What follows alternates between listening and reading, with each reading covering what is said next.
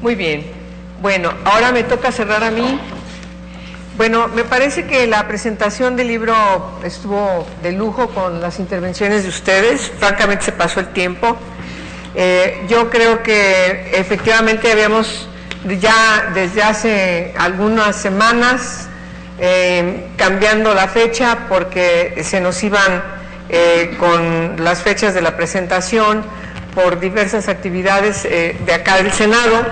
pero dijimos no pasa esta semana sin que lo hagamos, porque además voy a seguir el curso de mi intervención a partir de donde se quedó Jaime, porque me parece que es de una gran relevancia que el día de hoy, que se conmemora el Día Internacional contra la Explotación Sexual de Mujeres, Niñas, es de veras muy importante que Jaime, como presidente de la Comisión de Atención a Víctimas, de la Comisión Ejecutiva de Atención a Víctimas, lo diga frente a las cámaras, frente al canal del Congreso, frente a los medios de comunicación, de que efectivamente es necesario e imprescindible que en el marco jurídico de nuestro país las reformas a la ley de trata sean ya promulgadas y vigentes, porque ese es un grave problema que tiene no solamente México, es un problema de delito transnacional y hay que trabajar en ese sentido con un marco jurídico eficiente, punto. Pero además digo otra cosa muy relevante y también es importante. Hoy acabo de recibir, y estoy enviando a cada una de ustedes, porque los pedí para la Comisión de Derechos Humanos, el protocolo de la Suprema Corte de Justicia de la Nación para los operadores de justicia en materia de derechos de las personas con diversa orientación sexual. No tiene desperdicio, se suma a los protocolos diversos que la Suprema Corte de Justicia de la Nación pues nos dota con sus herramientas, no solamente a juezas y a jueces, sino también a las ciudadanas y ciudadanos que no estamos en el Poder Judicial, porque me parece que es relevante saber desde cada uno de los ámbitos donde nos movemos, cómo también están pensando desde el Poder Judicial la aplicabilidad de toda esta legislación novedosa, vanguardista, toda inscrita en el ejercicio de los derechos humanos. Ese es un asunto, me parece que una manera clarísima de ser congruentes y consecuentes desde el Poder Judicial, derivado justamente de la reforma en materia de derechos humanos de hace 3 años. Y el libro, aunque ciertamente, como decía Ricardo, ya algunos artículos tienen un rato que se escribieron, no, yo desde que los leí dije, aquí esto es antes de la discusión de la Suprema Corte de Justicia de la Nación respecto a la definición que todo el mundo esperábamos de la jerarquización de los tratados internacionales respecto de la Constitución. Pero no fue así. Sin embargo, creo que toda la hermenéutica de los derechos humanos están sustentadas en cada uno de los artículos. Coincido con Jaime, faltan muchos temas, yo diría, faltan además a profundizar más en los derechos que tienen que ver con la libertad de pensamiento, aunque por ejemplo hay un tema muy importante que tiene que ver con los derechos religiosos, pero yo creo que también la otra parte, la importancia de un Estado laico para la preeminencia de los derechos humanos, o el tema que hoy está motivando a prácticamente un poco más de 1/3 de senadoras y senadores integrantes de 6 comisiones que estamos dictaminando, discutiendo la ley preferente en materia de derechos humanos de la niñez. Ustedes no saben la gran discusión que hay si derechos humanos sí o derechos humanos no. Claro que son derechos humanos, por supuesto que todos los derechos de la niñez son derechos humanos, pero todavía sigue permeando en la opinión de mucha gente o de alguna gente que de repente cuestiona si el interés superior de la niñez es un principio rector de una gran trascendencia que tiene como objetivo fundamental los derechos humanos de la niñez y por lo tanto desde esa perspectiva tiene que estar por encima de cualquier otro interés, ¿o no? No me refiero al debate que traemos nosotros internamente, sino sobre todo lo que encontramos hacia afuera. Los medios de comunicación, la libertad de expresión y todo esto que de repente ha motivado a algunas organizaciones no gubernamentales respecto de las propuestas que vienen desde la iniciativa preferente. Más allá de si estén o no estén en esta ley, si deban estar o no deban estar en esta ley, las sanciones que vienen en la iniciativa preferente, yo creo que es importante destacar que todavía nos hace falta en el país entender la trascendencia de los derechos humanos. Y lo vemos, y lo voy a decir también con claridad, porque lo hemos dicho, lo hemos escrito de muchas maneras. Por ejemplo, la opinión que tienen algunas doctas personalidades muy respetables respecto de Mamá Rosa y la gran familia. Ahí es donde vemos, sí ha profundizado el conocimiento de que cuando hablamos de un derecho, este tiene que ver con la persona por el solo hecho de ser persona, sí o no, y algo que me parece que es muy relevante destacar en la reforma de hace 3 años,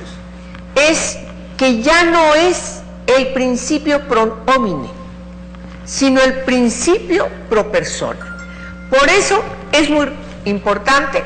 que hayan participado no solamente mujeres en este libro, sino que una de las participaciones se haya dedicado a escribir sobre los derechos humanos de las mujeres. Y además vindicando un concepto que no siempre está presente en la perspectiva de nuestros trabajos, de nuestros quehaceres: la dignidad humana. La dignidad humana que deriva justamente de ser persona, de nacer y ser una persona, independientemente de nuestro color de piel, el idioma que aprendamos, quienes seamos, quienes hayan sido nuestros padres, abuelos, tatarabuelos, etcétera, etcétera, y donde estemos viviendo en cualquier lugar del planeta. Es volver otra vez a vindicar lo que Eleanor Roosevelt impulsó en la Declaración Universal de los Derechos Humanos al concebirnos a todas las personas como una sola familia humana. Por eso llegamos tarde en México, apenas hace 3 años, después de discutir ciertamente, como lo refiere Ricardo, muchos años, más de 10 años, en que iban y venían, terminaba una legislatura, regresaba otra, luego venía otra, más de 10 años discutiendo la trascendencia de esa reforma constitucional, si solamente tenía que ir en el 133, si podía abarcar algún otro artículo, pero lo más importante fue el haber logrado que fuera la definición del título primero de la Constitución. De tal manera que ahí acabamos todo ese debate. Esta especie de confrontación entre garantías individuales y sociales con los derechos humanos, y siempre intentando que los integrásemos en una corresponsabilidad intrínseca para que pudiéramos seguir insistiendo desde cualquier argumentación que México pues forma parte del derecho internacional de los derechos humanos, de tal manera que todos esos preceptos vinculantes tienen que reflejarse. ¿Y cómo se reflejaban? Pues simplemente en, a veces, acciones estériles y que requerían de una gran paciencia y a veces una gran sapiencia para que finalmente en la legislatura pasada se unieran las voluntades políticas y se concibiera la reforma a 11 artículos de la Constitución y que quedan inscritos en lo que hoy denominamos un parteaguas en materia de derechos humanos para México. Hay mucho por hacer, hay muchas situaciones que todavía seguimos padeciendo y pareciera, perdónenme la redundancia, de que no existe una constitución que ya concreta sin lugar a dudas los derechos humanos, que además los amplía porque en base a principios de universalidad, indivisibilidad, progresividad, por supuesto, nos llama a que tengamos un espectro de la propia vida, del quehacer que cada quien haga de manera distinta. Es ciertamente el perseguir la utopía, pero todavía nos falta mucho por hacer y dejará de serla hasta que la hagamos realidad. Por lo tanto, no tiene desperdicio este libro. Yo creo que ciertamente también hay que pensar en el segundo volumen y ojalá que estemos integrados ahí varios. El libro está en Gandhi, está en Porrúa y está en El Sótano. Por supuesto, hay que comprarlo porque en la medida de que este libro lo tengamos, lo prestemos después de leerlo, lo subrayemos, lo doblemos, lo hagamos nuestro, un libro ciertamente se ve cuando lo usamos mucho, ese está nuevo, tan nuevo, pero cuando lo usamos mucho, lo traemos así, súper rayoneado, con montones de apuntes y sobre todo, lo más importante es que pueda circular. Y comprarlo para que esto siga funcionando y logremos otros proyectos que nos permitan seguir la consecución. Y yo les invito, ahora desde el otro enfoque, después de la tesis de la Suprema Corte de Justicia, una sin desperdicio, ¿no? Es decir, el reconocimiento de la jerarquía de las sentencias de la Corte Interamericana de Derechos Humanos, sine qua non, a todísimo dar, pero la otra que algunos pensamos fue muy corta respecto de lo que pensábamos y creíamos, y aquí lo dicen muchos de sus autores de estos artículos, ya finalmente habíamos resuelto que esa pirámide, que el Señana ya no seguía permeando nuestro derecho constitucional. Pues no, sigue la Constitución arriba y los tratados internacionales ahí batallando un poco. Sin embargo, así es la vida y tenemos que seguir luchando para que la vigencia de los derechos humanos sean una realidad. Muchas gracias por su atención.